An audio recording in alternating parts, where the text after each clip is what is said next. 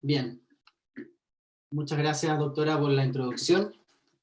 Como efectivamente usted dijo recién, nosotros vamos a presentar un caso clínico que quisimos llamar neumonía en tiempos de pandemia, porque creemos que representa y muestra algunas cosas importantes de considerar en el diagnóstico y manejo de las neumonias que no debemos olvidar aun cuando nos encontremos en un tiempo en el cual, bueno, todos sabemos lo que está pasando.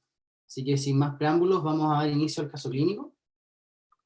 El caso clínico se trata de un hombre de 75 años de edad, con antecedentes médicos de una hipertensión y diabetes mellitus tipo 2 no insulino requiriente. Él es usuario de glibenclamida y losartán y había recibido 2 dosis de la vacuna contra SARS-CoV-2 12 días antes del inicio de sus síntomas. Por lo demás, él era un paciente autovalente y que vive en Chimbarongo normalmente.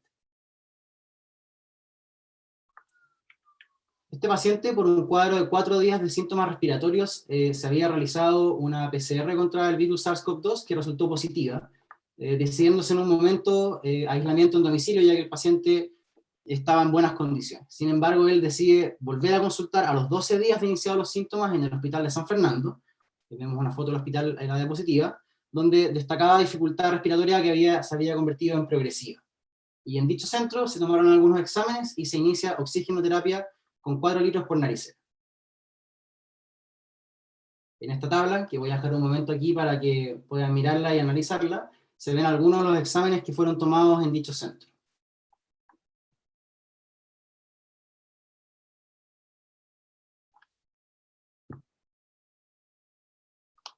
Bueno, dentro de estos exámenes destacan algunas cosas bien llamativas. Una de ellas es que el paciente está cursando con una insuficiencia respiratoria, con una FiO2 al 36%, que es lo que se estima entrega una naricera con 4 litros.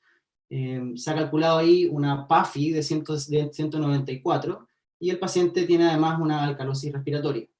Entonces aquí la primera pregunta que queríamos como comentar con los especialistas, doctora Farías, no sé, ¿qué opina usted respecto a la utilidad de un valor como la PAFI en un paciente que está utilizando una naricera? Bueno, buenas noches.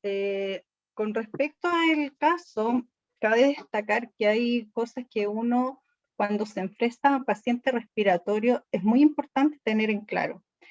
Lo primero es basarse si el paciente está en el contexto de un pulmón sano o un pulmón enfermo previamente. Tenemos el antecedente de que el paciente es de la sexta región de Chimbarongo. Es importante dejar constatado cuáles son los antecedentes laborales del paciente, los antecedentes de exposición a biomasa, tabaquismo, también con respecto a su infancia, si acaso tuvo cuadros respiratorios importantes, cosa de establecer previamente en qué terreno uno está para poder definir la pregunta que usted me está haciendo, doctor. Si nosotros tenemos un paciente que tiene un pulmón sano, la expectativa es que su intercambio gaseoso sea normal y que la PAFI esté habitualmente sobre los 300. Si eso no es así, ya estamos hablando de que hay un deterioro y por supuesto que está alterado. Un paciente puede tolerar, sobre todo si es joven y tiene una buena capacidad funcional de base, muy bien el no desaturar pese a que tenga una insuficiencia respiratoria importante. Y pueden haber otros signos clínicos, tales como la fatiga respiratoria con respecto a la frecuencia respiratoria, el uso de músculos accesorios o alteraciones de la conciencia, que pueden ir desde la agitación a franco compromiso de conciencia cuando ya hay una oxemia muy alterada. Pero suele suceder que la PAFI aislada como tal puede ser cuestionable como un valor a medir. Perfecto. Bueno, continuando con el caso clínico, por esta insuficiencia respiratoria y la necesidad de hospitalización, se decidió trasladar al paciente al Hospital Militar de Santiago, considerando además su previsión y la disponibilidad de camas. En el servicio de urgencia de nuestro hospital, el paciente, que pueden ver aquí en la foto, el paciente llegó a febril, con una presión de 126/82, con una frecuencia cardíaca de 94 y una frecuencia respiratoria de 30. saturando 82% con esta naricera a 4 litros que se había iniciado en el centro de origen. En el servicio de urgencias se aumenta la FIO2 al 50% utilizando una mascarilla de Venturi, con lo que el paciente satura 94%, pero se mantiene con una frecuencia respiratoria entre 28 a 30. Destacaba, por otro lado, el examen físico, una buena mecánica ventilatoria, sin uso de musculatura accesoria, y la presencia de crépitos bivasales. El resto del examen físico no tenía grandes hallazgos a destacar. En nuestro hospital se realizaron algunos exámenes de laboratorio que dejamos ahí nuevamente para que puedan mirar, antes de que los comentemos.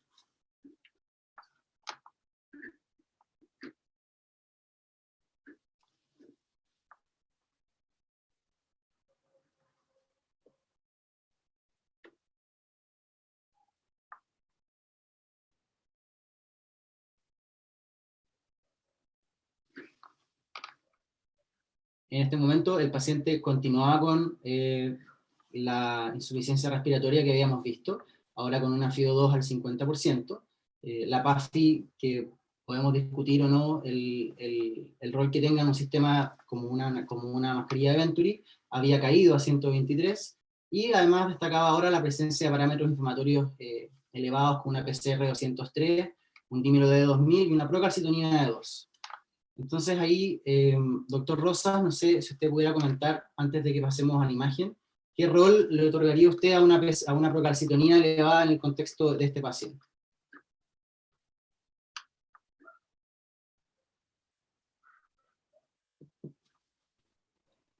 Hola, buenas noches a todos.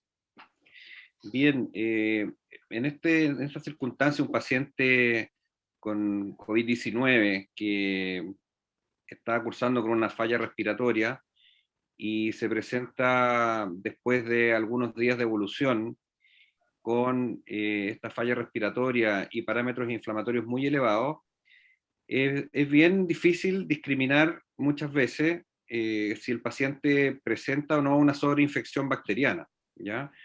Y muchas veces nos apoyamos obviamente en la clínica del paciente y nos apoyamos en las imágenes, porque los parámetros inflamatorios hemos visto ya en lo que llevamos de la pandemia que nos confunden bastante, y a veces tenemos pacientes que tenemos un escáner que es absolutamente un patrón intersticial, y vemos pacientes que tienen parámetros inflamatorios muy elevados, procalcitonina, ferritina, dímero D, PCR incluso sobre 200 o 300, y finalmente empezamos a usar antibióticos de manera eh, indiscriminada, que nos pasó el año pasado en la primera ola, y nos fuimos dando cuenta a corto andar, en la medida que íbamos evaluando a estos pacientes día a día, en que realmente los pacientes que necesitan antibióticos de entrada son muy pocos, ¿ya? Y ahí, bueno, cada hospital tiene sus algoritmos en los cuales basarse, pero yo diría que en COVID-19 el parámetro inflamatorio per se es un muy mal consejero. Ya hay que integrar mucho la clínica del paciente, los factores de riesgo que tiene, y también yo creo que las imágenes juegan un rol fundamental. Si bien es cierto, no son perfectas, pero no, en la medida que uno va viendo pacientes y distintos tipos de infiltrados, uno puede ir integrando estos hallazgos imagenológicos con los del paciente y tomar una decisión consensuada si dejarle antibióticos una vez que se traslada, una vez que ingresa el paciente a la unidad de cuidados intensivos. Yo diría que hoy día estamos muy poco proclives a dejar antibióticos en un primer momento, excepto tengamos algunos hallazgos de imágenes o clínicos del paciente que nos apoyen esa teoría. Perfecto, muchas gracias por el comentario. Entonces, como efectivamente usted decía, las imágenes juegan un rol muy importante y al paciente se le solicitó un escáner en el servicio de urgencia que vamos a ver a continuación.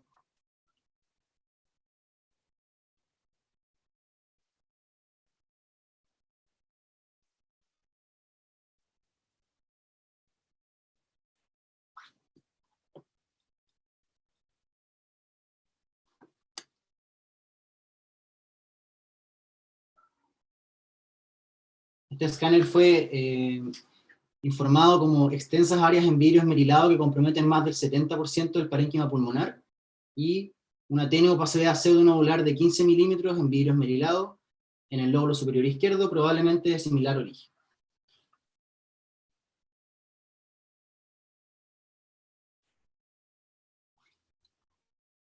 Con todo lo que hemos visto, incluyendo la historia clínica, el examen físico, los exámenes de laboratorio y la imagen, les presentamos la primera pregunta del caso clínico, que es: ¿cuál creen ustedes que es el diagnóstico más probable con los elementos que tenemos? Neumonía bacteriana, neumonía por COVID-19, insuficiencia cardíaca descompensada o neumonía por influenza.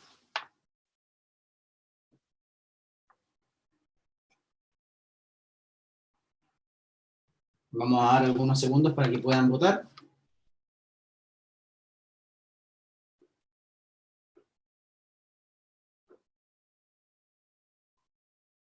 Y podemos ver cuáles fueron las respuestas de los participantes.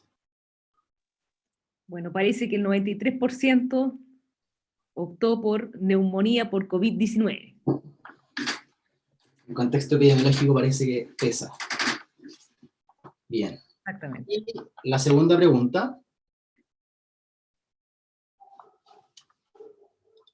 Pueden pasar la diapositiva. Sería: considerando el cuadro clínico, ¿qué haría usted con el paciente? La primera alternativa sería enviarlo a su casa con manejo sintomático y que reconsulte en caso de que se sienta peor. Lo hospitalizaría en la sala de medicina para iniciar oxigenoterapia y antibióticos. Lo presentaría una unidad de cuidados intermedios, quizás para mayor monitorización y uso de una cánula nasal de alto flujo, o de frente lo presentaría una unidad de cuidados intensivos para intubación orotraqueal e inicio de ventilación mecánica. Nuevamente vamos a dar algunos segundos para que puedan responder esta pregunta.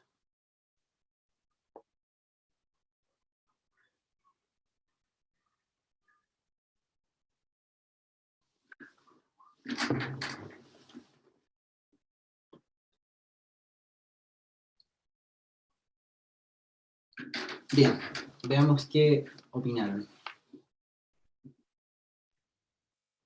74% presentaría a una unidad intermedio para mayor monitorización y uso de cánula nasal de alto flujo, y un 22% dice la UCI, lo llevaría directamente a la UCI. Buena cosa. Y yo voy a aprovechar para preguntarle a la doctora Farías, en su experiencia como médico intensivo, ¿qué factor le hace pensar que este paciente sería la conducta más apropiada dada la condición en que llegó? ¿Qué factores son los que utiliza para decidir cuándo intubar precozmente un paciente y cuándo no?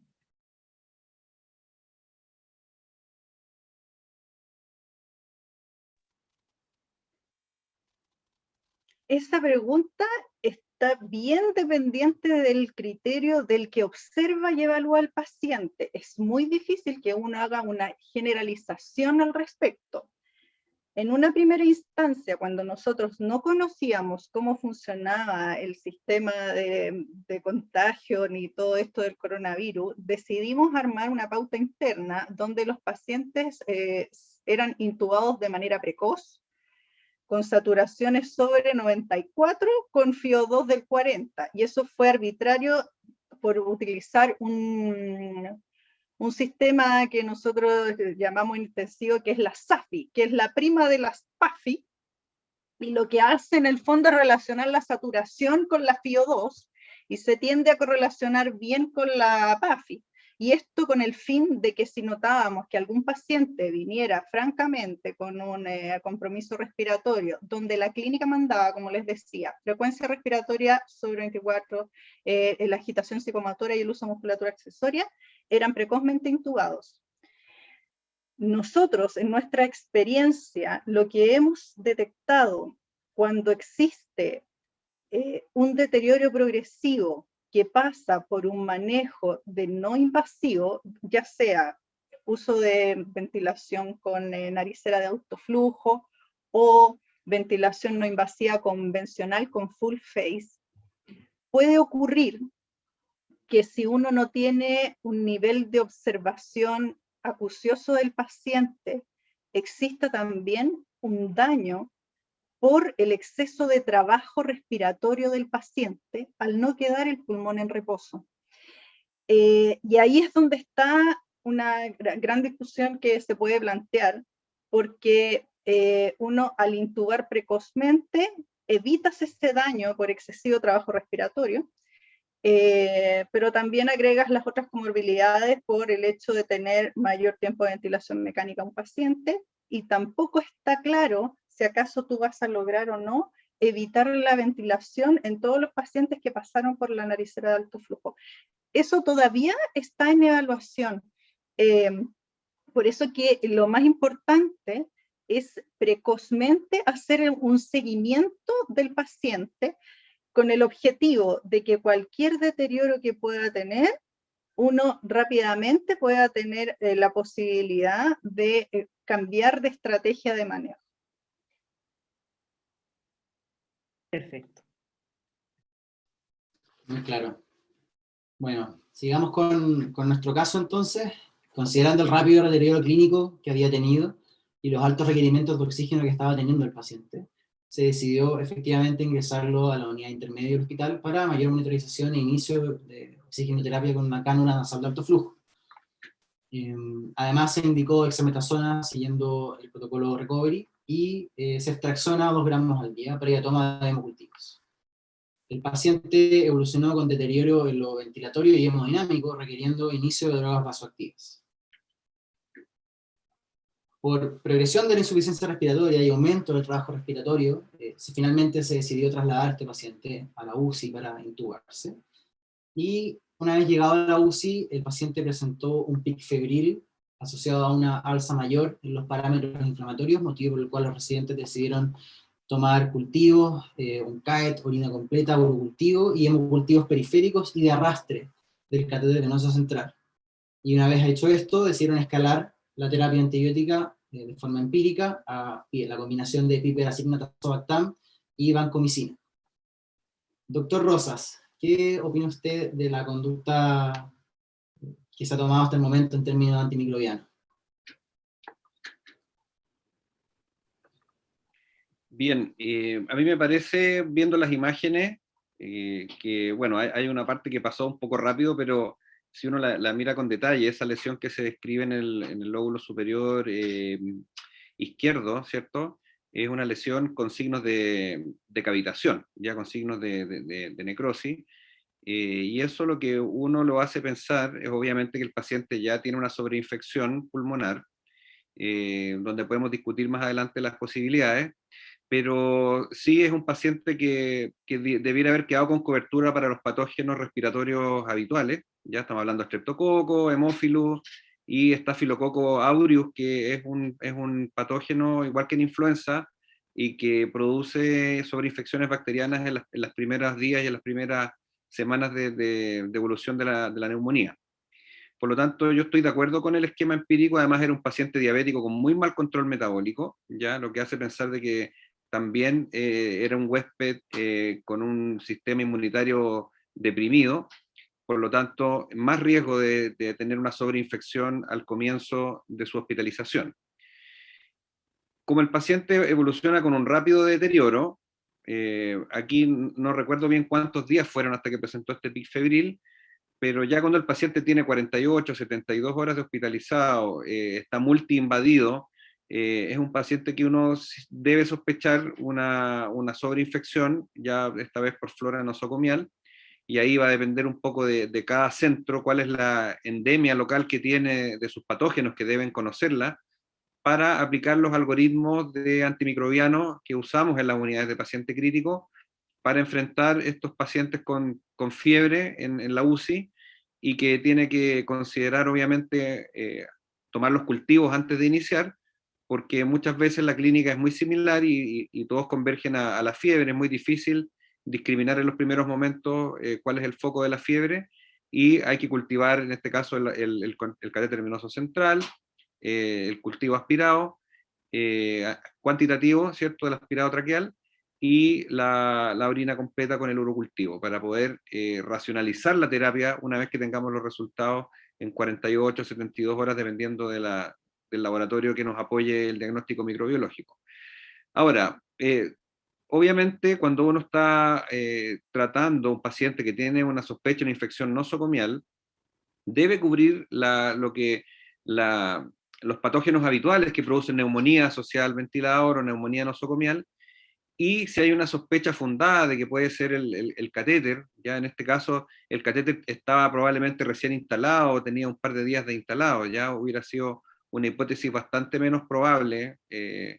Obviamente, cuando un paciente está choqueado en la UCI, hay poco margen para discriminar, pero yo diría que estoy de acuerdo en una terapia empírica de amplio espectro, como la que se utilizó. Quizás es discutible el uso de la vancomicina por un catéter que está recién instalado, ya porque del paciente de tener una infección estafilocócica, y sobre todo en nuestro hospital, que tenemos un 90% de estáfilos que son sensibles a la cloxacilina, el uso de vancomicina quizás estaría un poco por sobre de las recomendaciones que tenemos en nuestro hospital, pero eso puede, como te digo, puede variar de centro a centro. Hay centros que tienen como su principal patógeno de neumonía el Staphylococcus aureus y tienen mucho meticilino resistente, entonces esto no se adapta a las realidades de cada uno, sino que es más bien una adaptación y una opinión basada en la endemia que tenemos en nuestro hospital. Perfecto. Bueno, efectivamente, a las 48 horas de tomado los cultivos se recibe un llamado del laboratorio de microbiología que notifica 1 de 4 hemocultivos positivos para levaduras, por lo que esa noche de turno el residente agrega aniobla fungina a la terapia del paciente a la espera de tipificación, y dada la evolución del paciente se decide controlar con una nueva imagen contrastada, que vamos a ver a continuación.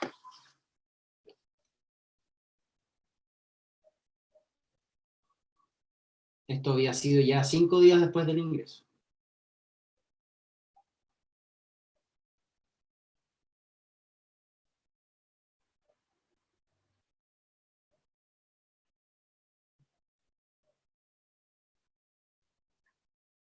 Vamos a esperar que pase una vez el escáner y luego les leo lo que informaron los radiólogos. Vamos a ver de nuevo el escáner mientras les voy contando el informe.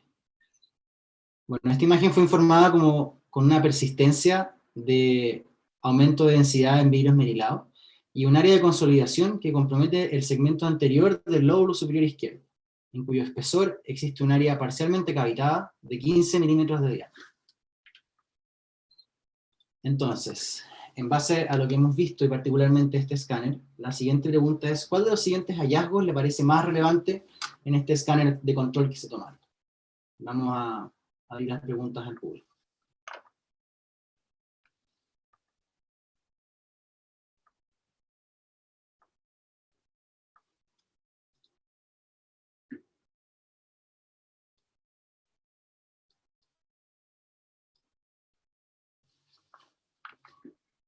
Y veamos cómo votaron. Bueno, ya el doctor Rosa les había dado alguna pista, pero efectivamente se ve bastante bien. Sí. 80% dice que se ve la lesión pulmonar cavitada, lo que es cierto. Perfecto. Y la siguiente pregunta, vamos a comentar más adelante un poquito esto, pero la siguiente pregunta, que va en directa relación con esto que acabamos de ver, es: considerando los nuevos hallazgos clínicos imagenológicos, ¿cuál le parece que es el diagnóstico de trabajo más apropiado para este paciente? Considerando los cambios que ha tenido en su evolución, tanto hemodinámica, ventilatoria como infecciosa. Las posibilidades son que haya tenido una macroaspiración y un cuerpo extraño en la vía aérea, que esté cursando con un ataque de bronquitis, que esto se trate de una tuberculosis pulmonar, que estemos frente a una neumonía cavitada, o que esto haya sido una neoplasia y que ahora estemos viendo quizás alguna sobreinfección de esa neoplasia o algo en ese estilo. Veamos sus opiniones.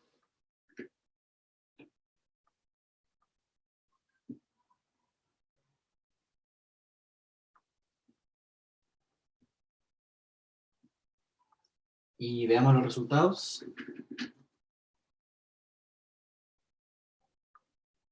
Aquí también nuestro público postula 94% que esto se trataría de una neumonía cavitada. Aquí un poco, y aquí quiero hacerle un pase al doctor Rosa, porque en general cuando uno habla de neumonía cavitada, uno habla de sobreinfección bacteriana. Acá, ¿qué posibilidad que esto hubiese sido que fuese una tuberculosis pulmonar. ¿Podría verse de esta forma una tuberculosis en un caso de este tipo, doctor Rosa?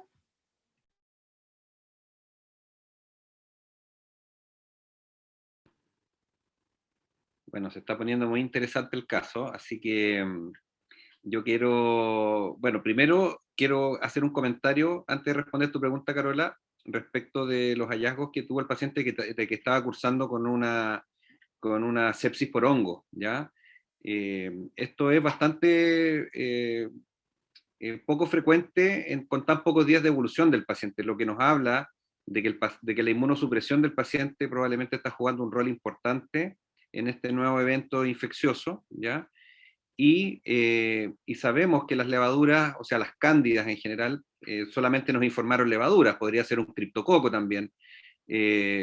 Sabemos que las cándidas, que son las levaduras que más frecuentemente producen sepsis por hongo en los pacientes en UCI, vienen del tracto digestivo, ¿ya? No vienen del pulmón. Las cándidas no son un patógeno, son un colonizante más bien de la vía aérea, excepto en los pacientes severamente neutropénicos que pueden producir compromiso pulmonar. Pero en este caso llama la atención de que el paciente tiene una candidemia o una levadura que está en la sangre y tiene una lesión cavitada, cosa que se produce como una disonancia porque no es una imagen de una lesión por cándida, y por lo tanto uno tendría que plantear de que el paciente tiene dos cosas distintas, ¿ya? Graves las dos, una cavitación en el pulmón y una candidemia probablemente de otro foco que no es el pulmonar. Ese sería el approach inicial. Ahora, el paciente lleva tan pocos días y tiene el pulmón cavitado que uno tendría la sospecha de que es posible que el paciente tuviera la lesión antes de tener la neumonía por COVID. Y ahí la tuberculosis es un diagnóstico bastante atractivo, porque obviamente no tenemos un antecedente muy fino de si este paciente estaba tosiendo a lo mejor antes, o había bajado de peso. Ya es diabético, así que el paciente es un diabético mal controlado, así que el riesgo de tener una tuberculosis aumentado tenía. Además vive en una zona, no recuerdo si era rural el lugar donde vivía, pero puede ser que tenga una exposición mayor a tuberculosis que a lo mejor si viviera en la ciudad, no lo sé. Así que es un diagnóstico que no puede descartarse, creo que hay que mantenerlo en la mesa. Y por supuesto que lo que habíamos hablado anteriormente, Staphylococcus aureus es una posibilidad siempre en estas neumonías que se cavitan precozmente. Y también tenemos que pensar en los anaerobios, tenemos que pensar en flora por gram negativos también. Y una posibilidad más lejana, pero por la precocidad de la lesión, es los hongos filamentosos, ¿cierto? Que son un patógeno que también nosotros vemos en cavitaciones pulmonares, y en COVID nos ha tocado ver bastante aspergilosis, ¿ya? Entonces, en este setting de un paciente muy inmunosuprimido por su diabetes, ¿ya? Al cual le estamos agregando corticoides, ¿cierto? Es una posibilidad de que tengamos patógenos oportunistas y patógenos habituales. Así que está bien amplio el diagnóstico diferencial, y obviamente nos quedamos un poco cortos con nuestro esquema inicial, porque en el fondo no consideramos las levaduras que estaban en sangre, y estaríamos dejando fuera obviamente las micobacterias y los hongos filamentosos, si fuera nuestro planteamiento. Y es por eso que es muy importante, yo sé que quizás lo vamos a comentar más adelante, el estudio diagnóstico que debe hacerse con este paciente de este punto en adelante. Gracias, Reinaldo. Gracias, doctor. Bueno, con todo esto, y en el fondo el sentido de esta pregunta número 4 de establecer un diagnóstico de trabajo es empezar a poder plantearnos un diagnóstico diferencial en base a esta entidad, ¿cierto? Entonces aquí les compartimos este diagrama tomado de un artículo muy interesante del CHEST de enfermedad pulmonar cavitada, donde una vez excluyendo algunas patologías que se parecen o que pueden simular una lesión cavitada, uno debiera evaluar estudios previos de imágenes y la historia del paciente para tratar de definir si es que la lesión cavitada es una lesión que ha aparecido, se ha manifestado con un carácter agudo o subagudo, entendido como menor de 12 semanas, o si es de carácter crónico. En las lesiones agudas pesan más patologías de tipo infeccioso, donde los posibles diagnósticos son cosas de tipo como absceso pulmonar, neumonías necrotizantes, embolías sépticas, por ejemplo, que también pueden dar lesiones cavitadas, infecciones fúngicas, como ya habían estado comentando el doctor recientemente, o infección por miocardio. Mientras que en infecciones crónicas, que no es el caso de nuestro paciente, podemos pensar en cosas como infecciones crónicas, y ahí también ya conversaba el doctor, cosas como tuberculosis o micobacterios no tuberculosos, también pueden ser infecciones fúngicas o parasitarias. Lógicamente las neoplasias también pueden jugar un rol, ya sea primarios pulmonares o lesiones metastásicas al pulmón, y no olvidar que una causa también que existe de lesiones cavitadas pulmonares son aquellas propias de enfermedades de tipo autoinmune, como la artritis reumatoide o la granulomatosis con polengeica.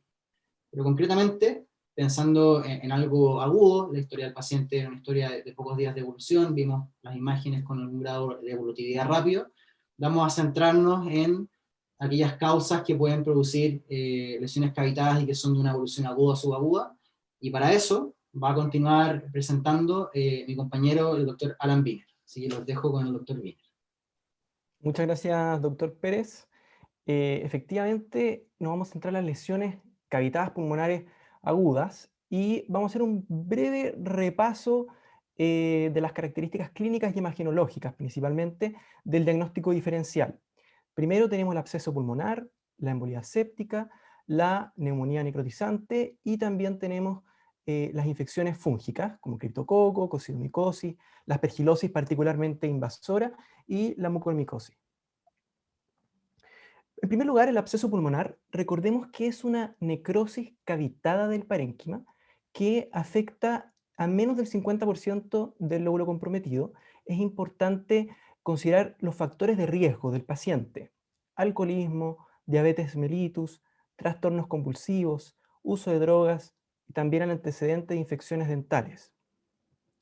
En cuanto a la clínica más bien se presenta cuando el cuadro es un poco más larvado, recordar neumonías que no responden a tratamiento, pacientes que están con fiebre alta, sudoración nocturna, y también es muy importante obviamente el cultivo para identificar a la gente.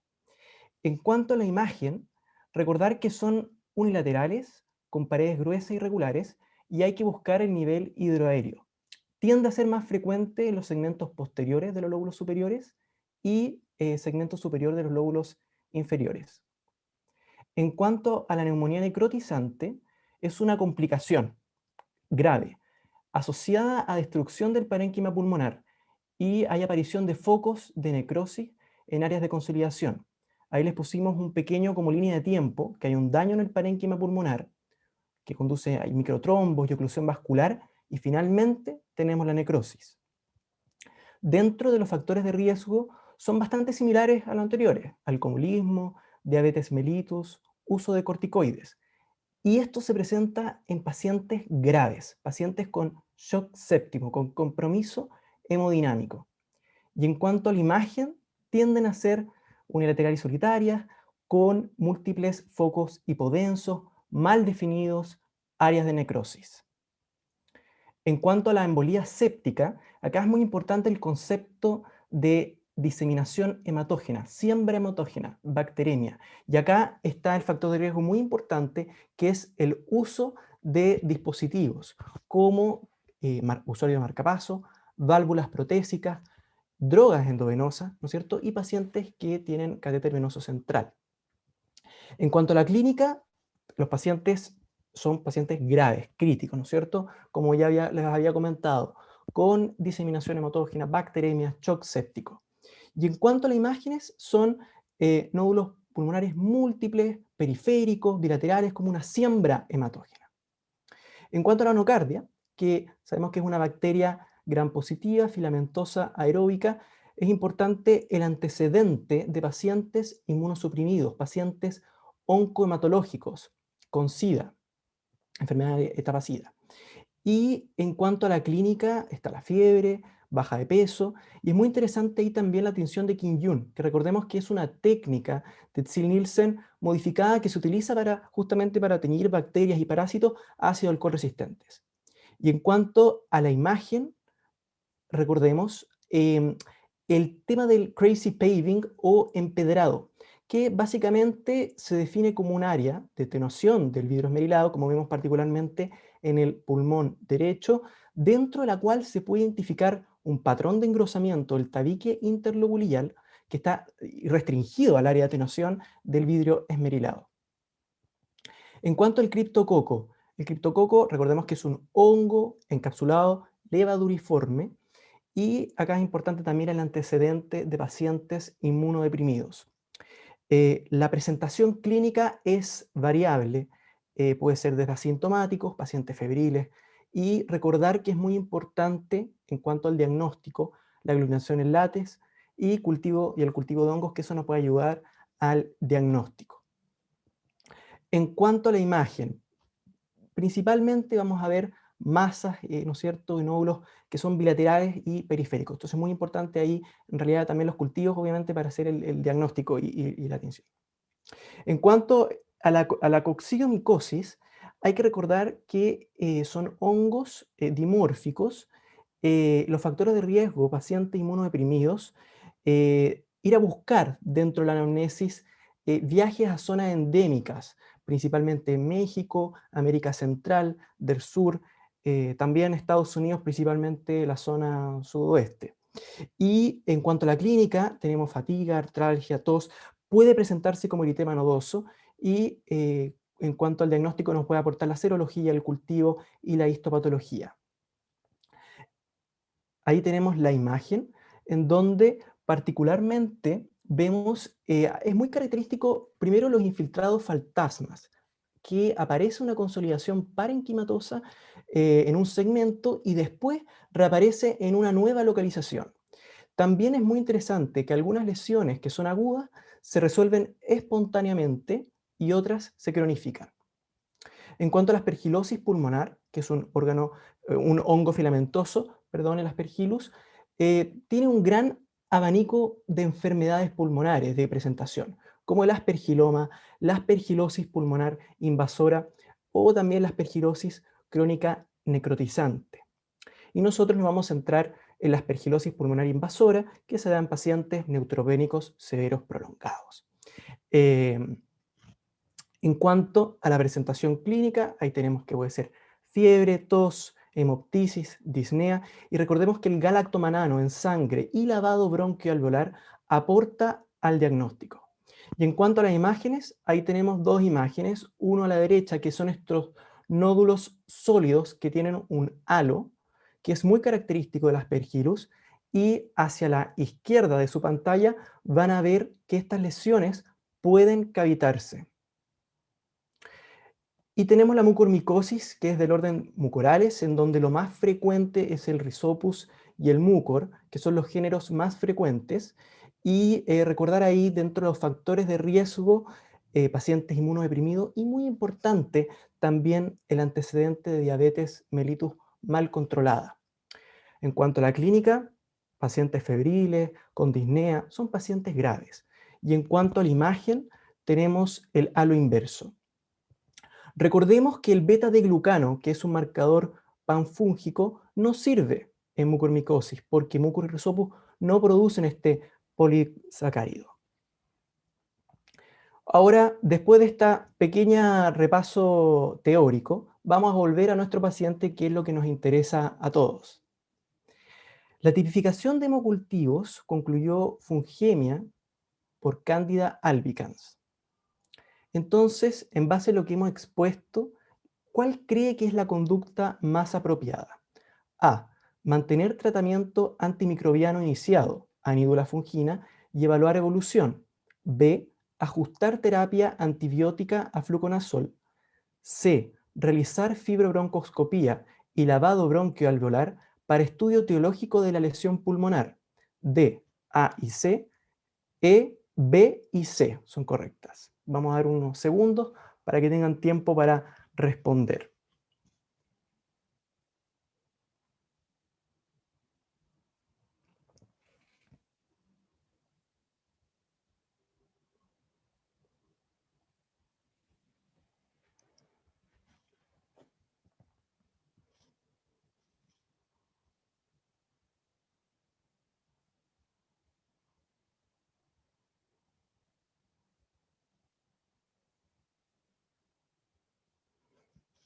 Veamos las respuestas.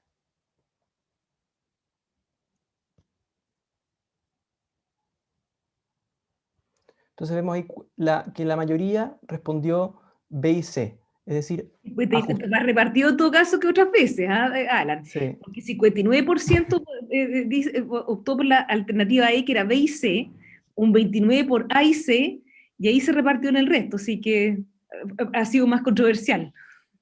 Qué bueno, sí.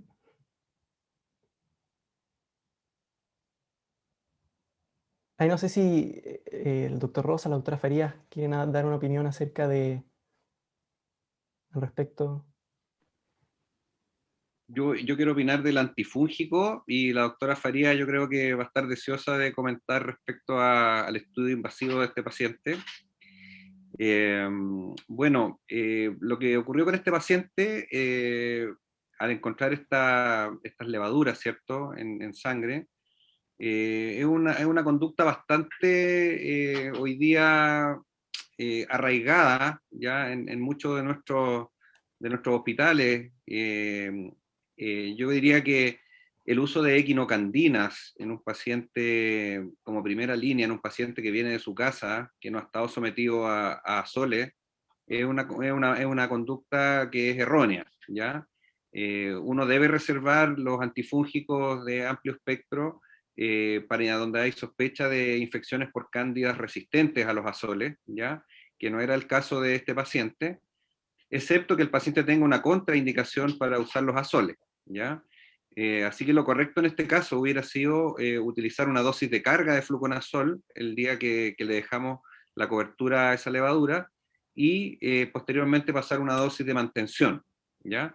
Así que, y una vez que ya se conoció la Candida albicans, que además sabemos que son sensibles a fluconazol en su mayoría, no hay ninguna razón para mantener la equinocandina, ¿ya?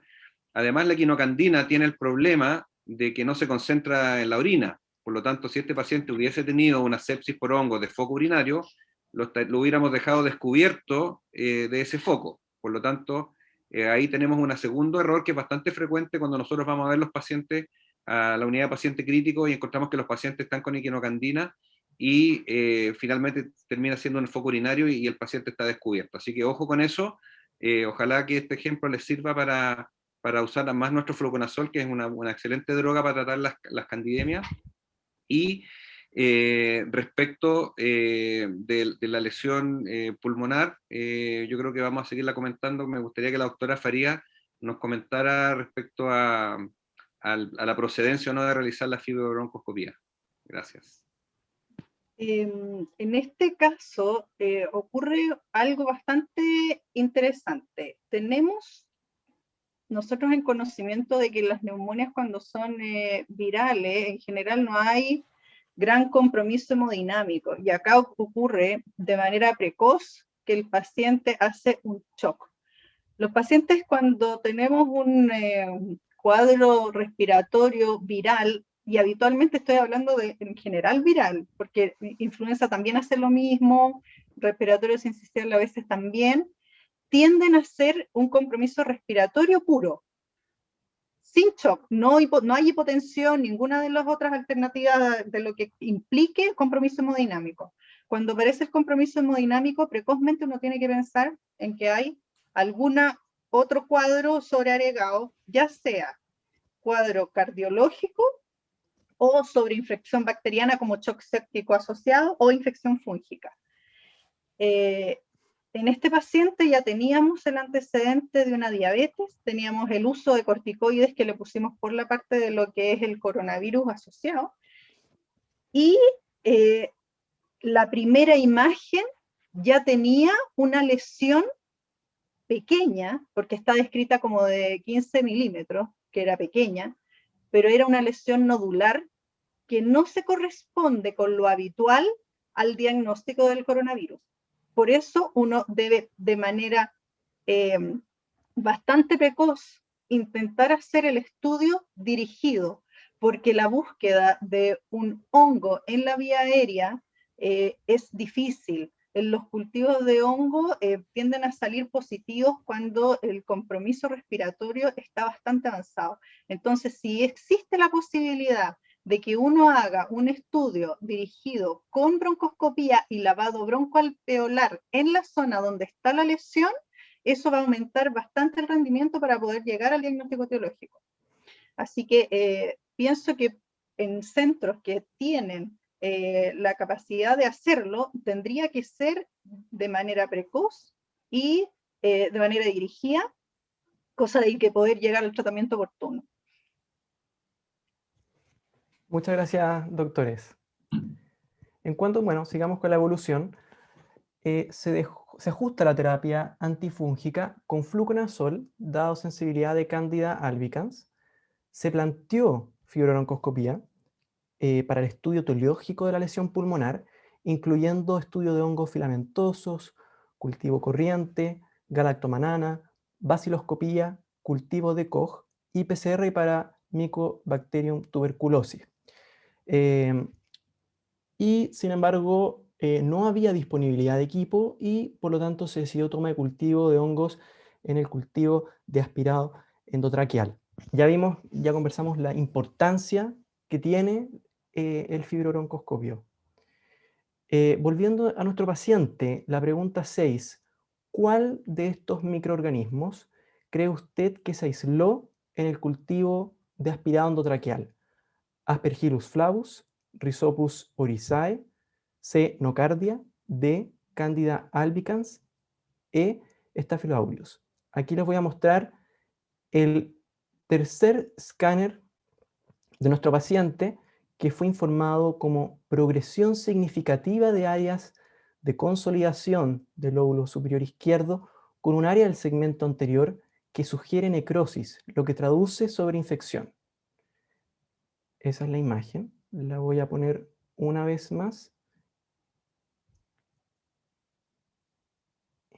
Y se les va a proyectar para que puedan votar acerca de cuál ustedes creen que es la respuesta correcta.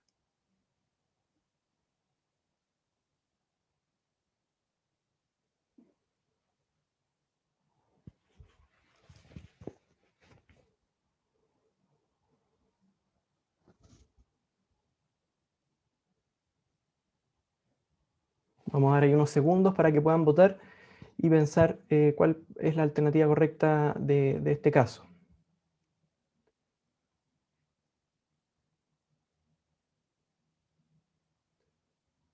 Bien, veamos los resultados. Ahí vemos que un 43% vota por Staphylo aureus, un 22% por Candida albicans, un 9% por Nocardia, 5% Rhizopus oryzae y un 21% Aspergillus flavus. Está bien distribuida las respuestas. ¿Qué opinan doctor Rosa, doctora Farías, acerca de la respuesta de esta pregunta? Bueno, esto habla, yo creo, las respuestas de ustedes, de lo complejo que es hacer el diagnóstico y de la importancia de hacer un estudio dirigido donde la toma de muestras sea representativa de lo que queremos ver. Porque convengamos que un paciente que está intubado, la vía aérea se coloniza con levadura, se coloniza con gran negativo y otras cosas también. Incluso a veces encontramos filamentosos en los aspirados traqueales, y no necesariamente implican que ese filamentoso es el productor de la lesión que está en la periferia. En cambio, el lavado broncoalveolar lo que nos permite es sellar un segmento del pulmón y se considera que eso debería estar estéril. Entonces, al tener un cultivo positivo, nos permite asegurar con bastante certeza, si esto está en un recuento significativo, de que es el agente etiológico, ¿ya? No olvidar que a veces estas infecciones pueden ser polimicrobianas, ¿ya? Y pueden convivir ahí tanto distintas especies bacterianas como hongos y bacterias, ¿ya? Yo diría que en este caso, si tuviera que tirarme a la piscina, yo creo que Aspergillus es uno de los principales sospechosos en este caso, ¿ya? Mucorales es otro diagnóstico que es atractivo por la rápida progresión también, y el contexto del paciente inmunosuprimido. Nocardia me parece que es poco tiempo para una lesión por nocardia y es una lesión muy extensa. Ya vimos que nocardia produce lesiones más pequeñas en general cuando está partiendo. Después evoluciona, obviamente también puede dar lesiones más grandes. Candida albicans, me sorprende que todavía un 22% piense que esa lesión puede ser producida por una cándida, dado que la cándida se disemina al pulmón por vía hematógena. O sea, en este paciente podría haber tenido compromiso pulmonar por cándida, paciente severamente inmunodeprimido, pero lo que hacen estos pacientes son microabscesos pulmonares, son microembolías sépticas por la cándida y produce compromiso bilateral, ¿ya? Es bastante grave y es el compromiso predominante en el pulmón cuando es por levaduras del tipo de las cándidas, ¿ya? Y Staphylo aureus yo creo que es uno de los principales sospechosos también, dado que es un colonizante precoz de la vía aérea y está asociado a la invasión cuando el epitelio está alterado tanto por el COVID como por los factores de inmunosupresión del huésped. Muchas gracias, doctores. Bien. Siguiendo, este fue el agente aislado. Fue una mucormicosis.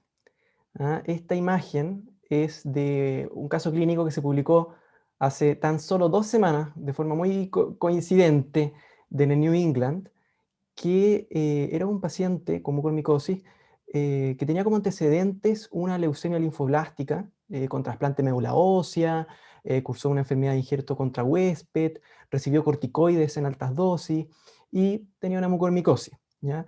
Vemos ahí a la izquierda la imagen del halo invertido y a la derecha vemos en esta la tinción azul del lactofenol que se utiliza justamente para detectar estructuras fúngicas, que sería un análogo en nuestro país a la tinción de calcofluor, que en realidad esa está más disponible. Vemos ahí la imagen de estas hifas septadas, que son características con estas esferas que son los esporangios. La doctora quería referirse brevemente al signo del halo invertido como dentro del diagnóstico diferencial. Doctora, le doy la palabra. Con respecto a lo que es el estudio de las imágenes, siempre uno tiene que tener en cuenta que múltiples causales pueden dar un mismo símil de imagen. Vidrio esmerilado, que se está utilizando bastante, puede traducir tanto presencia de agua en el pulmón o también inflamación en el pulmón. Por eso que uno debe tener el contexto completo del paciente antes de definir si acaso esta alteración va a estar dando una etiología. El halo invertido se llama invertido porque lo habitual que uno puede ver en una neumonía tradicional, por decirlo así, es que la condensación esté por dentro y la inflamación precoz, que es el vidrio esmerilado, esté por fuera. En el caso del halo invertido, como lo mostró el doctor Wiener en la diapositiva anterior, se observa todo lo contrario, que hay mayor condensación hacia afuera y el vidrio esmerilado tiende a estar adentro. Ahora, ese signo nosotros si lo analizamos en este paciente, uno puede observarlo desde de la primera imagen del nódulo de 15 milímetros. Si uno es bien acucioso, también se puede hacer una evaluación donde uno pueda decir que el halo inverso está desde ahí. Y por supuesto que después en el tercero ya no hay halo inverso, sino que ya tiene una cavitación como tal donde ya está diseminado el agente. Y en el caso de esta diapositiva, nosotros lo que podemos ver es que puede estar ocasionado por infecciones, por neoplasia, por tratamientos que se hayan realizado, y nosotros habitualmente lo vemos también en las neumonias organizativas y en general en las otras causas de enfermedades pulmonares difusas. Así que para que queden con la idea de que esto del halo inverso puede ser también causado por otros cuadros que no necesariamente van a ser infecciosos. Muchísimas gracias, doctora. Quedó muy claro.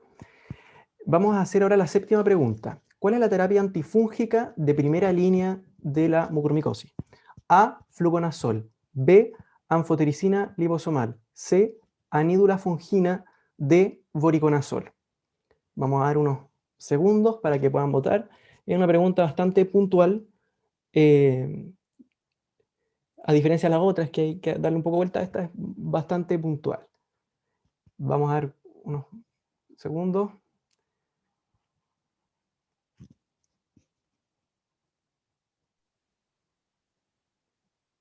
Veamos las respuestas. Ya, 68% responde anfotericina liposomar, que es efectivamente la respuesta correcta. ¿Ah? Bien. Perfecto. Y la octava pregunta, ¿cuál es el rol de la cirugía en este cuadro clínico? A, no tiene rol, es una patología de tratamiento médico. B, solo debe considerarse en caso de mala evolución con tratamiento antifúngico. C, debe realizarse de emergencia para controlar el foco de forma concomitante al tratamiento. D, está contraindicada por riesgo de diseminación sistémica hematógena durante la cirugía. Ahora se le va a proyectar para que puedan votar y vamos a dar unos segundos nuevamente.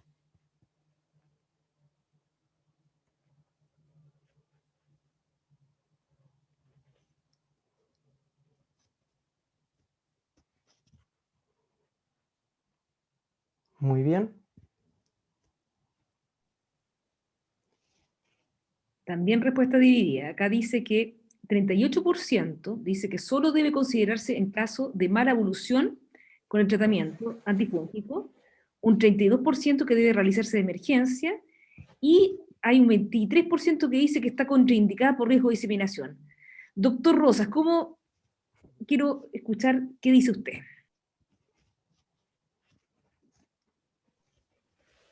Bien, a mí me gustaría comentar primero el tema del antifúngico. Creo que están muy bien ustedes. Hoy día, para el espectro de los mucorales, contamos con los polienos, que es la anfotericina, deoxicolato o las fórmulas lipídicas, que obviamente tienen menos toxicidad, por lo tanto, son la droga de elección en estos pacientes. Y hoy día también tenemos una alternativa que está en Chile, que es el isavuconazol, ya que tiene también actividad contra mucor, así como lo tenía posaconazol, que es otra droga que se puede usar, pero no son de primera elección, ¿ya? La gracia que tiene el posaconazol y el isavuconazol es que son medicamentos que están con formulaciones orales y nos permite, cuando el paciente tiene una buena evolución, poder pasar el tratamiento a vía oral, ¿ya? Todos estos antifúngicos son de alto costo hospitalario, ¿ya? Así que es muy importante cuando tomamos decisiones empíricas de cubrir o no cubrir una sospecha de infección fúngica filamentosa, tenemos que estar muy claros que tenemos que hacer un diagnóstico rápido, porque si no hacemos el diagnóstico estamos condenados a un tratamiento larguísimo sin saber el diagnóstico, a exponer a toxicidad al paciente y obviamente a un alto costo hospitalario. Entonces, vuelvo al tema del diagnóstico, es fundamental hacer galactomanana, tanto en sangre como en lavado bronquialveolar. El criptococo se puede hacer el antígeno en sangre también, y el otro es el lavado bronquialveolar, que nos permite eventualmente cultivar algunos de estos agentes fúngicos, ¿ya? Así que en este caso era muy importante hacer el diagnóstico precoz, y cuando la sospecha es de Aspergillus, que es lo más habitual en esto, la droga de elección no es la anfotericina B, eso también quería hacer la discriminación, es voriconazol, ¿ya? Para Aspergillus. Ahora, habitualmente uno no sospecha mucormicosis de entrada, pero si hay una sospecha fundada, uno podría partir con anfotericina, y una vez que tenga el cultivo, puede escalarse al voriconazol si se cultiva un Aspergillus, o el galactomanana orienta que esto puede ser un Aspergillus, dado que el galactomanana es negativo tanto en criptococo como en mucor, ¿ya? En respecto a la cirugía, dado que en este paciente y en general en las mucormicosis, en cualquiera de sus localizaciones, tener una mucormicosis es un diagnóstico de gravedad, es un diagnóstico que probablemente, como en este caso este paciente, por la extensión que tenía en el pulmón, llegamos tarde con el tratamiento, una medida de controlar el foco es muy importante. En los pacientes cuando están inmunosuprimidos, el antifúngico no puede controlar la infección y el hongo sigue angio invadiendo, y no solamente invade localmente, sino que es angio invasor, y ya empiezan a aparecer focos cerebrales o en otras partes, en otros sistemas, ¿ya? Por lo tanto, en un paciente como este, u otra localización de mucormicosis en cual el foco se va extendiendo rápidamente, la única manera de controlar la infección es la remoción del foco, ¿ya? Y así se plantea en el paciente que puede tolerar la cirugía, por supuesto, tanto para las formas rinosinusales, para las formas pulmonares o gástricas de mucormicosis, o a veces cuando hay localizaciones de las partes blandas, la cirugía debe ser planteada precozmente y combinada con el antifúngico en las dosis que corresponden, tanto sus dosis de carga como sus dosis de mantención ajustadas por peso del paciente. Muchísimas gracias, doctor.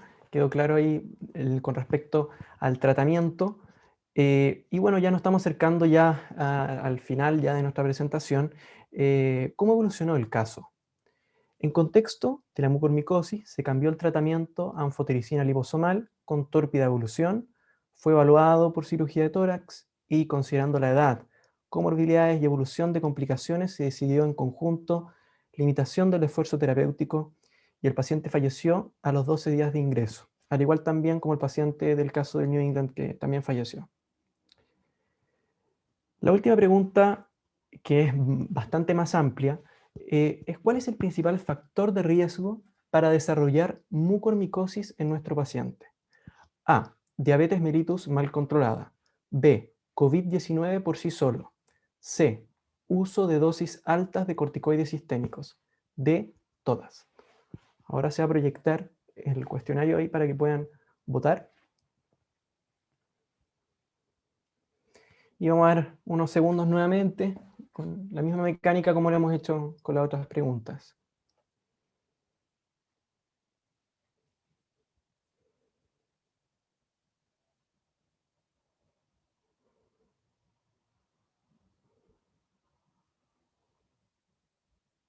Proyectemos las respuestas. Muchas gracias. Ahí está. Aquí 49% dice todas y un 46% de diabetes mellitus mal controlada. Me pregunta, yo voy a hacer un comentario y quiero que también escuchar la opinión del doctor Rosa y la doctora Faría al respecto. Porque la pregunta del millón es si este paciente, esta infección por mucor, es una consecuencia de la terapia esteroidal,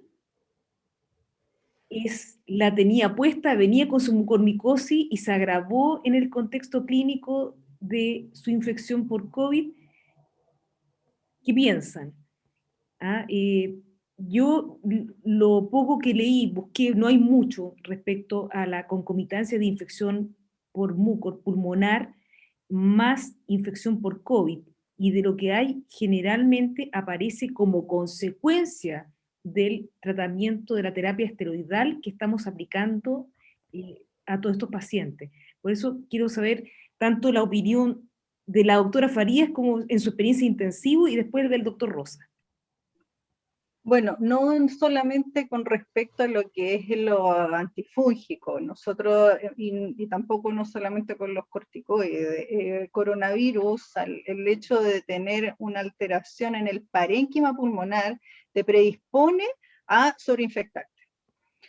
Y el hecho de que uno agregue ciertas comorbilidades, por decirlo así, al poner corticoides y ponerlos en altas dosis con el fin de disminuir la inflamación, también te puede causar y ser el responsable de tener estas infecciones, dentro de las cuales las fúngicas están dentro de ellas. Nosotros creo que el año pasado no había visto nunca tanta infección por hongos de ningún tipo.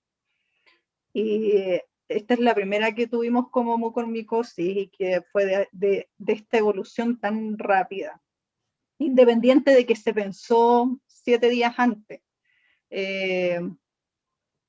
También uno debe considerar que, independiente de que hubiésemos decidido en la primera instancia, cuando se sospechó, porque afortunadamente nosotros en el hospital tenemos un tremendo equipo de infectología. El equipo de infectología tenemos expertos en todas estos hongos que no necesariamente son frecuentes, y los sospecharon muy precozmente, y me preguntaron, me dijeron, ¿tú crees que esto puede ser un mucor? con el nódulo cuando tenía el tamaño pequeño. Y le dije, puede ser, si es así, tenemos que hacer algo ahora.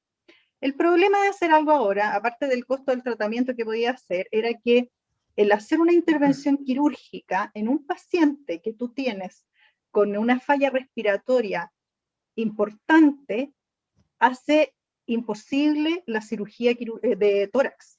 Cirugía de tórax es una especialidad que a mí me gusta mucho, porque por supuesto que tiene mucho de fisiopatología, y resulta que cuando tú sometes a un paciente a anestesia para hacer alguna cirugía, tienes que contar con que el pulmón contralateral al que vas a operar tiene que hacer toda la parte de trabajo respiratorio. Si el pulmón contralateral no es capaz de tolerarlo, el paciente queda fuera de alcance quirúrgico, inmediatamente. Entonces, independiente de que uno pudiese haber hecho el diagnóstico antes, también podrías haber tenido ya la resolución bastante compleja de no poder completarla con la parte de lo que es el tratamiento oportuno desde el punto de vista quirúrgico.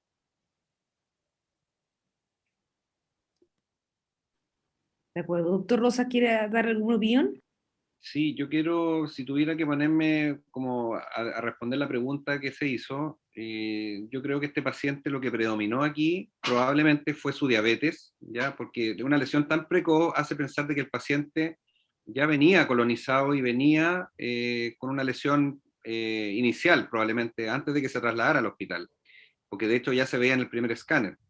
Entonces, lo más probable es que este paciente haya residido en un lugar donde la calidad del aire tenía mucha contaminación por hongos ambientales, y probablemente una vía aérea que se injurió con el COVID-19 hizo que esta alta carga fúngica que tenía en la vía aérea invadiera precozmente en un parénquima, obviamente, de un paciente diabético muy mal controlado. Entonces, la tormenta perfecta se dio aquí en este caso. Los corticoides no se usaron en dosis tan altas como para darle, y fueron más tardíos, entonces creo que ahí hubiera habido un tiempo más de evolución. Pero ya una vez instalado el hongo, la progresión es muy rápida. Recuerden la fisiopatología, esta angioinvasión produce trombosis, produce infartos pulmonares gigantes, que son los que vimos en el último escáner, en la cual prácticamente está todo el lóbulo necrosado. Entonces, cuando uno demora el diagnóstico y demora el tratamiento, la mortalidad en estos casos borda el 100%, ¿ya? Y considerando un paciente de la edad que tenía con COVID-19, la verdad es que teníamos todo en contra de tener un éxito, aún con un tratamiento antifúngico apropiado. Así que, bueno, en Aspergillus nos pasa lo mismo. Cuando llegamos tarde en el Aspergillus, las lesiones pulmonares son muy avanzadas, los pacientes se complican, hacen hemoptisis, se sobreinfectan las cavidades con bacterias nosocomiales, y la verdad es que en la pandemia por COVID-19 hemos tenido muchos pacientes con enfermedades fúngicas invasoras, y muy pocos la han podido contar y que se han podido curar de esta infección fúngica invasora, porque el tejido está muy alterado, usamos corticoides, muchos de estos pacientes son diabéticos, y obviamente están prolongadamente en ventilación mecánica, que le agrega otra injuria más al paciente, y por otro lado no podemos operarlos, porque no podemos, como decía la doctora Faría, someterlos a una lobectomía, porque si el hongo está descontrolado probablemente le vas a sacar un lóbulo y en 2 semanas más vas a tener el hongo en el otro lóbulo, o lo vas a tener en el cerebro. Entonces, realmente es una enfermedad muy compleja de manejar, que requiere ojalá un diagnóstico muy precoz y un manejo multidisciplinario entre los intensivistas, el equipo de cirugía tórax, los broncopulmonares y el equipo de infectología. Perfecto. Perfecto. Siguiendo, bueno, recordar ahí para recalcar la importancia de que nuestro paciente tenía una diabetes mellitus que estaba muy mal controlada, con una hemoglobina glicosilada de 12. Y esto en realidad es interesante como dato, que haciendo una pequeña revisión en la literatura, hay una revisión sistemática que muestra de casos publicados de pacientes con mucormicosis pulmonar en COVID-19, donde está el antecedente de la diabetes mellitus la mayoría, y también el antecedente del uso de corticoides por lo menos las 2 semanas previas. Por lo tanto, básicamente quedarse con la idea de mucor muy relacionado a diabetes, ¿no es cierto? Corticoides en dosis altas, que nuestro paciente no tuvo corticoides en dosis altas, pero sí, obviamente, tener en consideración que expone el uso de corticoides en dosis altas a infecciones oportunistas. Y COVID al centro porque esto es lo que vemos cada día, obviamente no una mucormicosis, pero sí el COVID, sí el uso de corticoides y sí las complicaciones asociadas. Vamos a dar un espacio para las preguntas y también queremos agradecer obviamente a la doctora Carolina Benck, jefe de Servicio de Medicina Interna, a la doctora Pamela Farías, jefe de Servicio de Enfermedades Respiratorias, al doctor Reinaldo Rosa, jefe de Servicio de Infectología, por todo su apoyo en hacer esta presentación, en revisar el caso clínico, a la doctora Ana Cami, que es becada de Medicina Interna, por compartir su caso, y a la doctora María Ignacia López, que también es becada de Medicina Interna, por también aportarnos en revisión bibliográfica.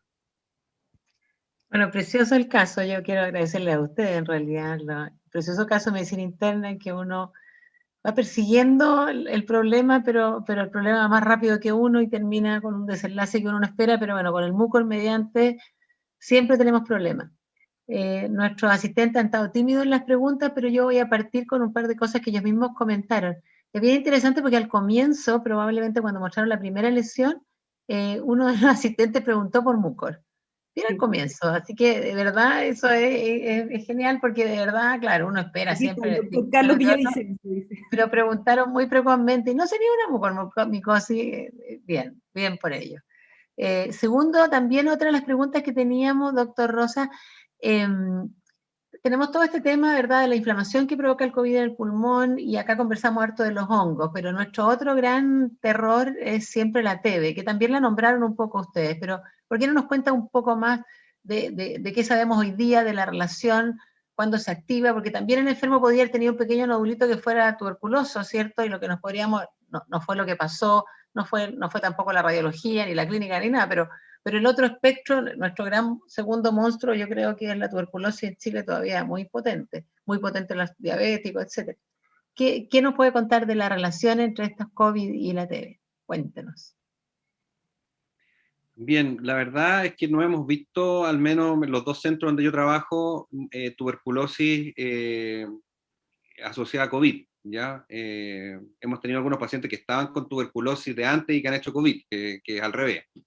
Lo que sí uno ve en estos pacientes, sobre todo los que han sido de larga estadía y que han sido sometidos a dosis alta de corticoides, pueden reactivar una tuberculosis latente. Yo creo que la asociación viene más por ese lado, ¿ya? Y obviamente también hay que tener en consideración que hoy día en Chile tenemos una mezcla de distintas poblaciones. Hay grupos que vienen de otros países donde la incidencia de tuberculosis es mucho más alta, la incidencia de tuberculosis multidrogoresistente es más alta. Por lo tanto, con cualquier lesión cavitada uno tiene que tener un alto índice de sospecha, y en este paciente de hecho había que buscarle tuberculosis en el lavado bronquial alveolar, ¿ya? Era uno de los primeros diagnósticos que había que tener en la mesa, porque el paciente perfectamente podría haber estado con su tuberculosis en la casa y haber hecho el COVID, ¿ya? Entonces, a veces los enfermos nos dan sorpresa, ya este paciente nos dio puros voladores de luces con la candidemia, qué sé yo, y la cavitación, entonces costó hacer una unidad diagnóstica, y eso nos pasa a veces con las infecciones que son oportunistas, que cuando uno menos lo piensa, aparecen, y por eso que me parece muy bien que se hayan planteado los diagnósticos desde el comienzo, porque hay que pensar en las cosas, ya no estamos diciendo que quizás lo vamos a tratar inmediatamente como, pero hay que ponerlo en la discusión, en la mesa del equipo que está a cargo del paciente, y ir tomando decisiones en base a las cosas más frecuentes, pero también a veces uno tiene que ir a buscar con los diagnósticos, con los exámenes precisos y los cultivos precisos. Hoy día tenemos biología molecular que podemos hacer diagnóstico de tuberculosis en un día. Entonces, no hay ninguna excusa para no hacer un diagnóstico de tuberculosis precoz y empezar un tratamiento precoz, lo que le disminuye la mortalidad al paciente en forma muy importante. A lo mejor la doctora Farías nos quiere decir también algo al respecto.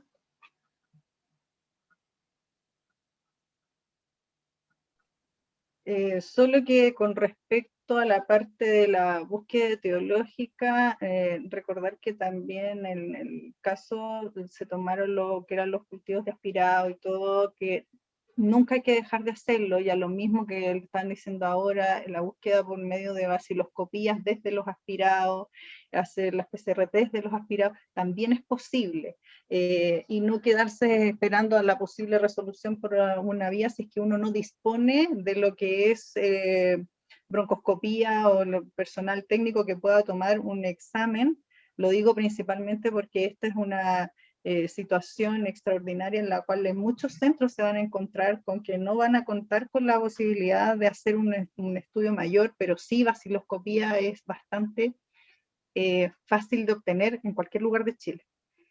Entonces, al menos contar con eso sí es dentro de lo que es el estudio base cuando tenemos un paciente complicado desde el punto de vista respiratorio. Doctora Farías, aquí hay una pregunta del público que dice que sobre las cirugías de tórax, en caso de capacidad funcional disminuida del pulmón contralateral al operado, ¿se podría utilizar ECMO en estos tipos de cirugía? Excelente pregunta. Mire,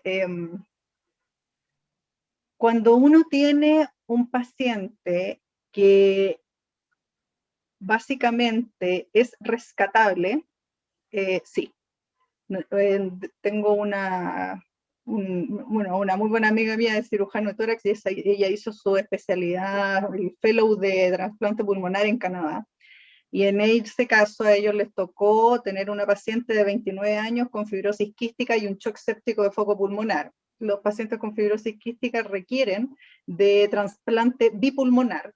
Y si el foco era pulmonar, a la paciente le sacaron el foco, o sea, neumonectomía bilateral, y quedó en ECMO en la espera de un trasplante de urgencia. Y vivió. Así que sí, la respuesta es sí, se puede colocar en ECMO el paciente en espera de un trasplante pulmonar. En el caso de coronavirus, diferentes centros también han realizado trasplante pulmonar y quedan con ECMO en la espera de lo que hemos prolongado. Lo mismo Reinaldo sabe que los ECMO, los pacientes que han estado en la clínica Las Condes o en la Alemana, los centros que tienen disponibilidad, demoran a veces más de 30 días en recuperar, algunos no recuperan y se han planteado la posibilidad y se han realizado trasplantes. Lamentablemente no han tenido buenos resultados porque se ve que coronavirus tiene un comportamiento sistémico donde hay tendencia a la microtrombosis. Entonces eso hace que no solamente es el pulmón el problema, sino que el postoperatorio han sido fatales. Así que la respuesta es sí. Mira, aquí hay otra pregunta que yo creo que aquí para Reinaldo, que dice, en este caso se utilizó ceftriaxona cuando el paciente ingresó a UCI. ¿Se debió haber ampliado la cobertura a atípico, uso de macrólido? ¿Cuándo iniciar antibiótico en infección por COVID? Muy buena pregunta, porque es la pregunta que todos nos hacemos siempre. Respecto a la ceftriaxona, si uno va a usar un antibiótico, tiene que, como yo les dije anteriormente, cubrir los patógenos respiratorios habituales de la comunidad, ¿ya? Y la ceftriaxona es un betalactámico que también es activa contra Staphylococcus aureus, no es la droga ideal, porque si uno después tiene estafilo puede dejar una penicilina antistafilocócica o puede dejar una cefalosporina primera generación.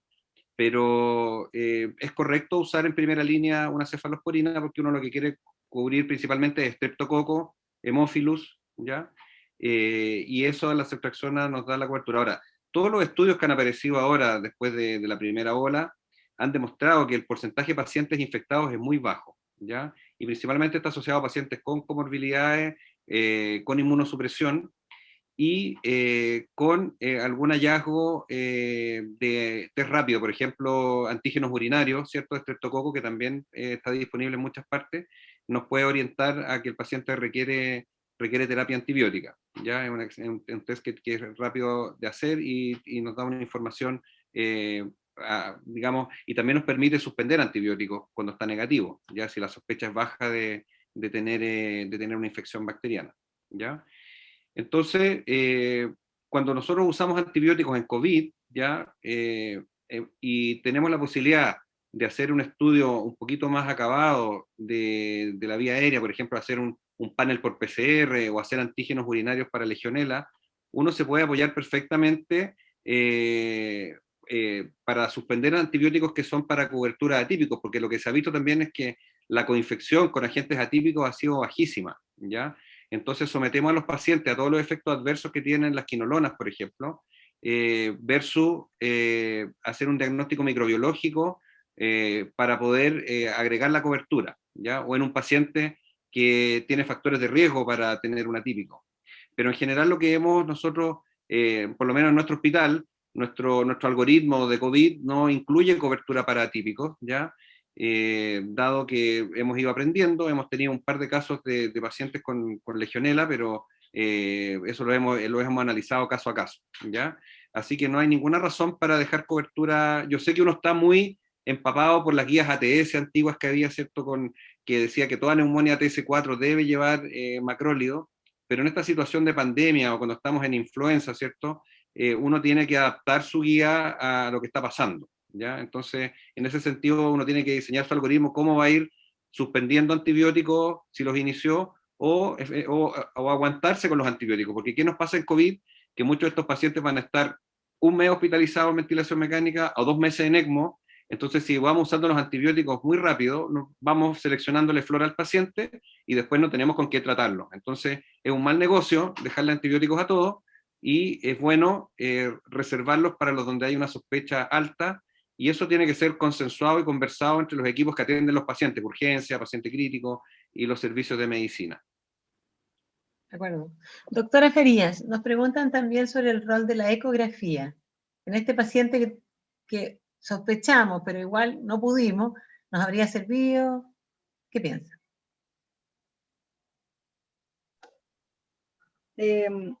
Las ecografías pulmonares cada vez tienen tendencia a ser más utilizadas tanto para diagnóstico como para tratamiento. Dentro de lo que es la ecografía, para un caso como COVID, hay algunos radiólogos que lo están usando y dicen que tienen una buena sensibilidad. Para eso se necesita bastante destreza, cosa que nosotros en nuestro centro tenemos radiólogos que hacen bastante intervencional, pero no como para una parte diagnóstica. El rol de ecografía como para tratamiento sirve para hacer drenajes de zonas que hubiesen sido con derrames pleurales, pueden ser que estén loculados los derrames, pero no tenía un rol en este caso como para diagnóstico o para tratamiento. Bueno.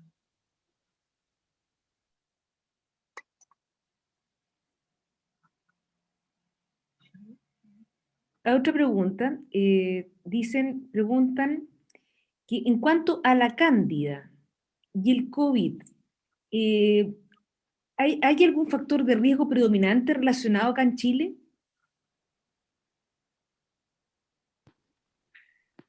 Bueno, nosotros hemos visto muchas infecciones fúngicas invasoras en los pacientes con COVID-19, en los que están en intensivo.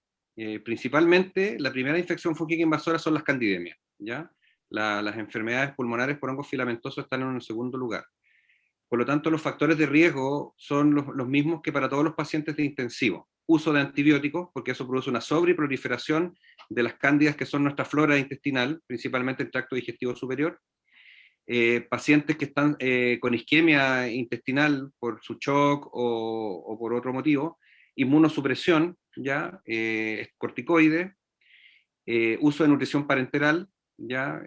Porque se atrofia la mucosa intestinal, por lo tanto, esos son los factores que le dan al paciente un alto riesgo de desarrollar una candidemia, y la vemos con bastante frecuencia en los pacientes de intensivo, porque se conjugan todos estos factores, ¿ya? Así que hay que tener una alta sospecha también, y cuando uno está cultivando un paciente y ya va a escalar antibióticos, ya en el segundo hit inflamatorio uno tiene que pensar de frentón en sepsis por hongo, ¿ya? Yo creo que este paciente que vimos fue demasiado precoz, pero bueno, hay que tenerlo en mente, porque el paciente precisamente no mejora con antibióticos, y tener una candidemia en la UCI tiene una mortalidad sobre el 80%. Entonces, mientras antes también uno parte el tratamiento empírico, al paciente le da una chance mejor de sobrevivir a la complicación.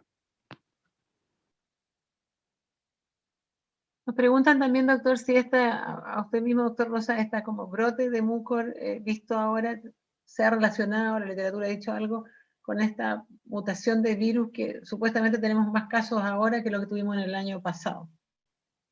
O diagnosticamos menos, vaya a saber uno. ¿Qué sabemos al respecto? No entendí muy bien la pregunta, pero si hay alguna relación entre Mucor y las nuevas variantes, ¿esa? Bueno, no hay que olvidar que cuando un virus tiene mutaciones, habitualmente pierde capacidades de ser más virulento muchas veces, de tener mayor replicación. Puede perder a lo mejor fitness con los anticuerpos, pero el virus no necesariamente es más agresivo, ¿ya? Así que de lo que se ha visto es que hay algunas de estas cepas que son más transmisibles, otras que pueden evadir los anticuerpos parcialmente, y probablemente también hay algunos factores de virulencia que se están evaluando, en que cuando el virus tiene mayor capacidad de infectar el epitelio respiratorio bajo con mayor eficiencia, también puede condicionar una mayor gravedad.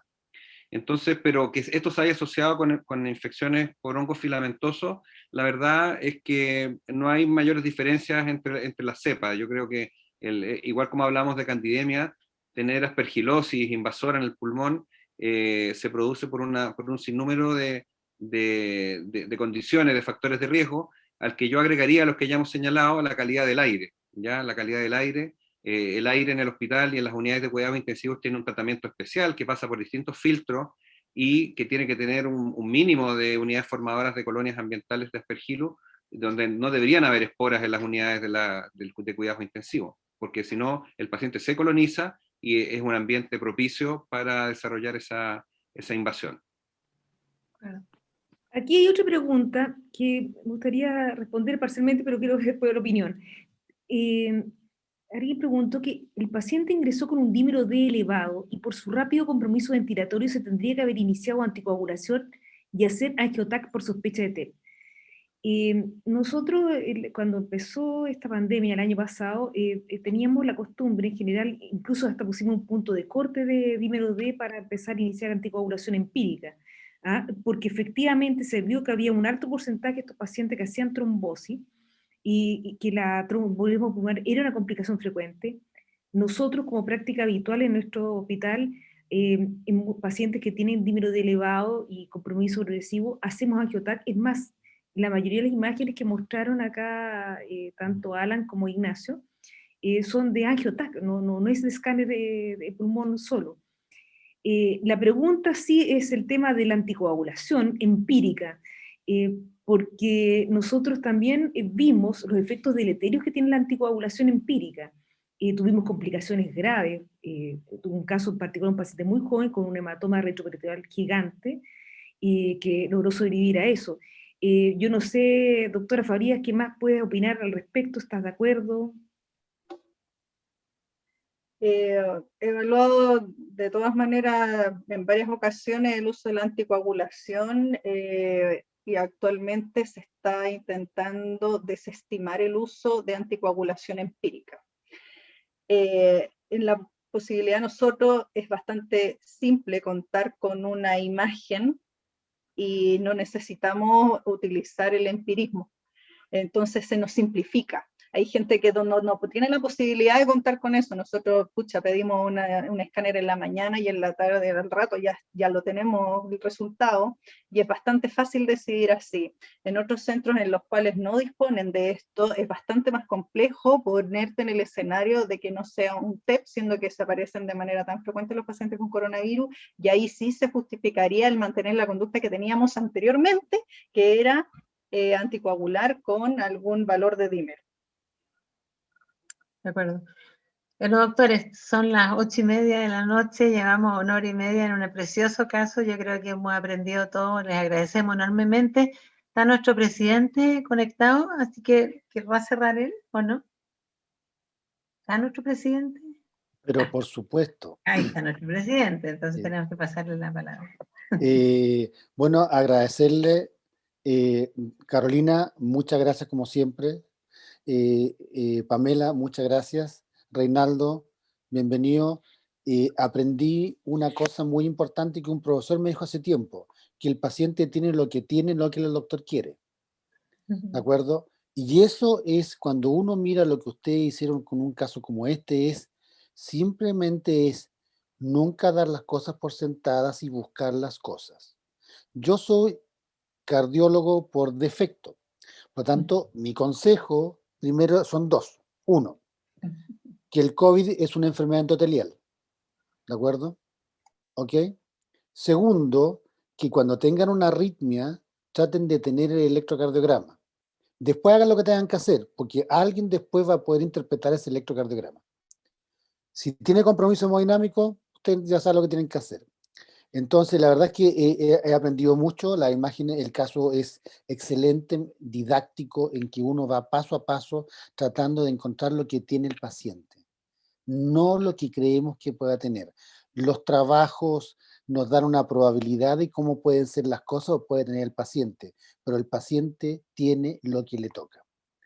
Lo que yo quería compartir con usted es, por supuesto, hacer proselitismo, ¿de acuerdo? Este es nuestro afiche del Congreso de este año, ya, a los cuales están, por supuesto, más que invitados, ya, y vamos a hacer un congreso un poco diferente al del año pasado, esperemos que con más interacción, ya, y vamos a incluir lentamente más hospitales, ya, y que tienen muchas cosas que decir y enseñarnos en la sociedad médica, así que ustedes han sido el primero. Carolina, nosotros estamos muy agradecidos que ustedes hayan sido el primero con un caso como este. Ya tenemos ya en medios convencidos a varios hospitales más, ya incluso de provincia, para que nos ayuden en esto. Y la verdad es que Alan, Ignacio, muchas gracias por el caso, darse la lata de hacer esto. No es una lata, uno aprende mucho cuando hace esto. Y simplemente decirle que muchas gracias, estamos muy contentos de la Sociedad Médica por estos tutoriales. Queremos que esto sea una actividad permanente en la sociedad. Así que más que nada, darle muchas gracias por el excelente caso y cómo lo desarrollaron.